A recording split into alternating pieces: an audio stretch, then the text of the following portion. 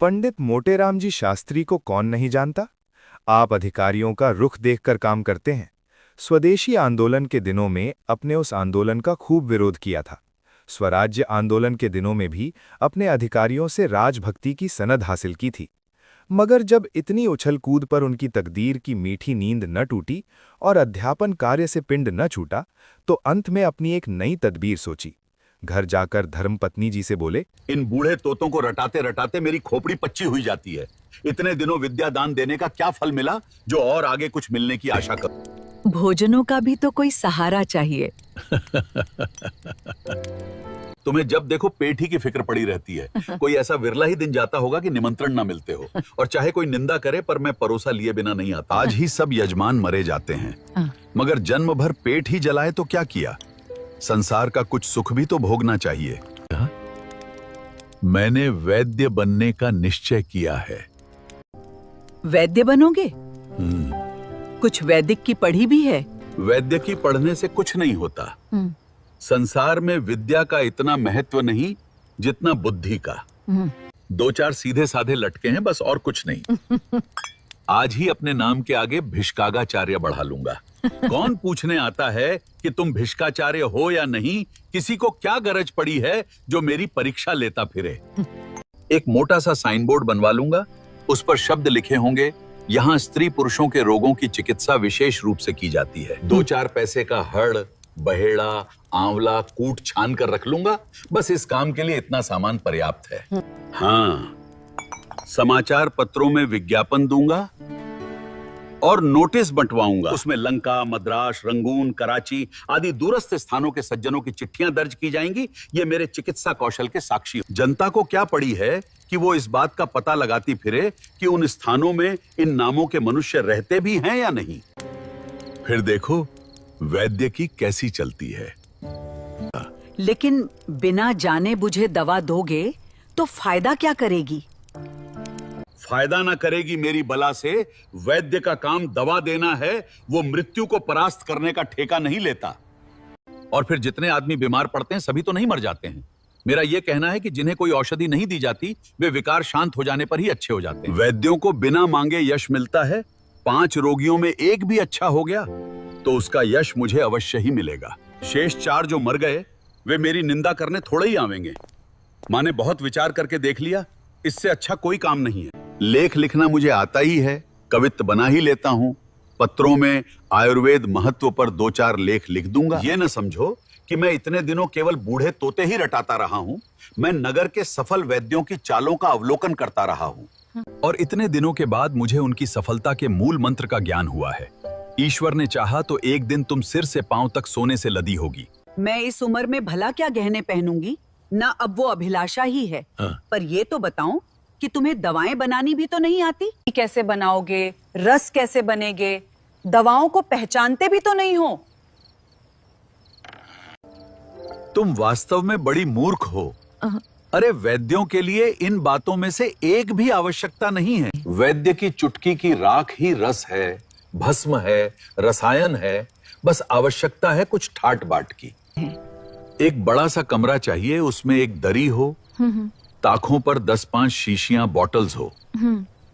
इसके सिवा और कोई चीज दरकार नहीं, और सब कुछ बुद्धि आप ही आप कर लेती है। मेरे साहित्य मिश्रित लेखों का बड़ा प्रभाव पड़ेगा, तुम देख लेना। अलंकारों का मुझे कितना ज्ञान है ये तो तुम जानती ही हो। आज इस भूमंडल पर मुझे ऐसा कोई नहीं दिखता जो अलंकारों के विषय में मुझसे पेश पा सके। आखिर इतने दिनों घास तो नहीं खोदी है। 10-5 आदमी तो कवि चर्चा के नाते ही मेरे यहाँ आया जाया करेंगे, बस वही मेरे दल्ला हो गए। उन्हों की मार्फत मेरे पास रोगी आवेंगे। मैं आयुर्वेद ज्ञान के बल पर नहीं, नायिका ज्ञान के बल पर धड़ल्ले से वैद्य की करूंगा। तुम देखती तो जाओ। मुझे तो डर लगता है कि कहीं ये विद्यार्थी भी तुम्हारे हाथ से न जाए। न इधर के रहो न उधर के। तुम्हारे भाग्य में तो लड़के पढ़ाना लिखा है, और चारों ओर से ठोकर खाकर फिर तुम्हें वही तोते रटाने पड़ेंगे। तुम्हें मेरी योग्यता पर विश्वास क्यों नहीं आता? इसलिए कि तुम वहां भी धूर्तता करोगे। मैं तुम्हारी धूर्तता से चिढ़ती हूँ।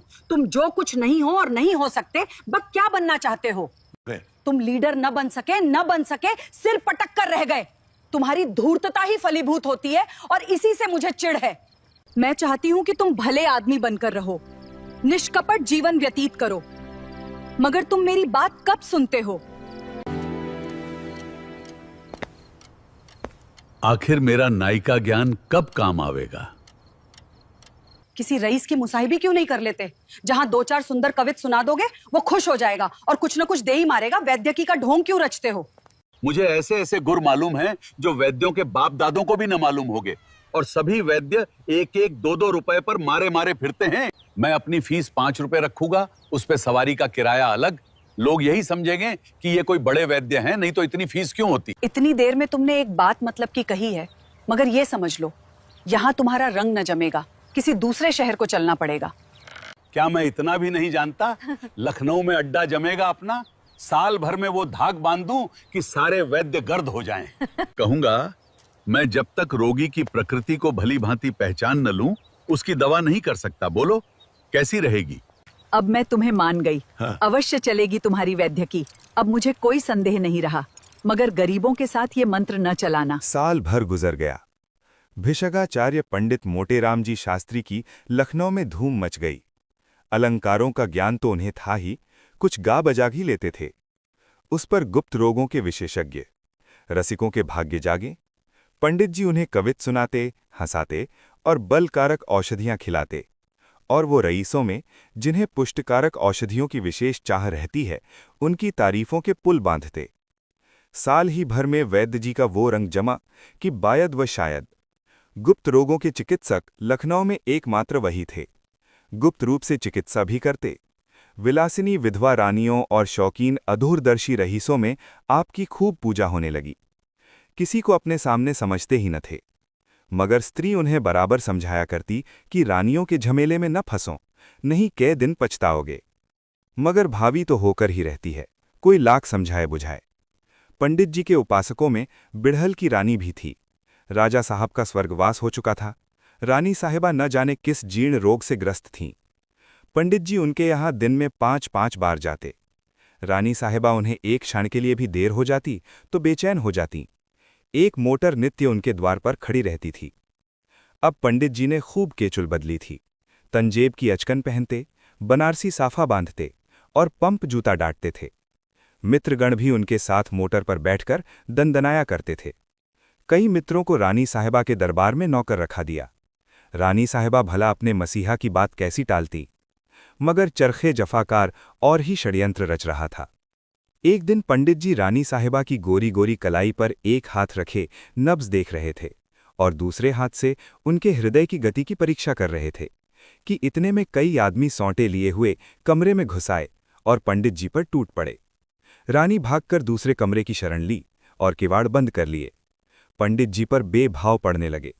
यों तो पंडित जी भी दमखम के आदमी थे, एक गुप्ती सदैव साथ रखते थे, पर जब धोखे में कई आदमियों ने धर दबाया तो क्या करते? कभी इसका पैकर पकड़ते, कभी उसका।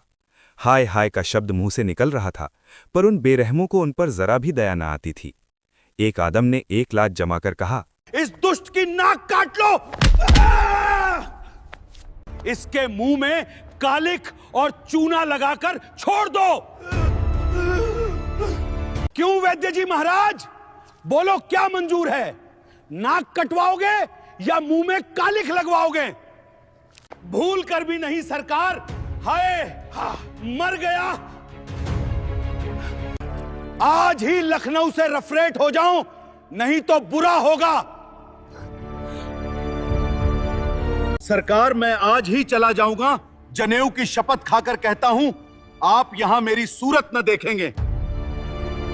अच्छा भाई, सब कोई इसे 5-5 लाते लगाकर छोड़ दो। अरे सरकार, मर जाऊंगा, दया करो। तुम जैसे पाखंडियों का मर जाना ही अच्छा है। हां तो शुरू हो जाओ। पंचलत्ती पड़ने लगी, धमाधम की आवाजें आने लगी। मालूम होता था नगाड़े पर चोट पड़ रही है। हर धमाके के बाद एक बार हाय की आवाज निकल आती थी, मानो उसकी प्रतिध्वनि हो। पंचलत्ती पूजा समाप्त हो जाने पर लोगों ने मोटेराम जी को घसीटकर बाहर निकाला और मोटर पर बैठाकर घर भेज दिया। चलते चलते चेतावनी दे दी कि प्रातःकाल से पहले भाग खड़े होना, नहीं तो और ही इलाज किया जाएगा। मोटेराम जी लंगड़ाते कराहते लकड़ी टेकते घर में गए और धम से गिर पड़े, चारपाई पर गिर पड़े। कैसा जी है? अरे तुम्हारा क्या हाल है? हाय हाय, ये तुम्हारा चेहरा कैसा हो गया? हाय भगवान, मर गया। कहाँ दर्द है, इसी मारे कहती थी बहुत रबड़ी न खाओ, लवण भास्कर ले आऊं। हाय, दुष्टों ने मार डाला। उसी चांडालिनी के कारण मेरी दुर्गति हुई। मारते मारते सबों ने भुरकुस निकाल दिया। तो ये कहो कि पिट कर आए हो। हाँ। पिटे हो। हाँ। अच्छा हुआ, हो तुम लातों ही के देवता। कहती थी कि रानी के यहाँ मत आया जाया करो, मगर तुम कब सुनते थे? तुझे भी इसी दम कोसने की सूझी। मेरा तो बुरा हाल है और तू कोस रही है। किसी से कह दें ठेला वेला लावें, रातों रात लखनऊ से भाग जाना है। हो तुम तकदीर के खोटे। कैसी वैद्य की चल गई थी, मगर तुम्हारी करतूतों ने सत्यानाश मार दिया।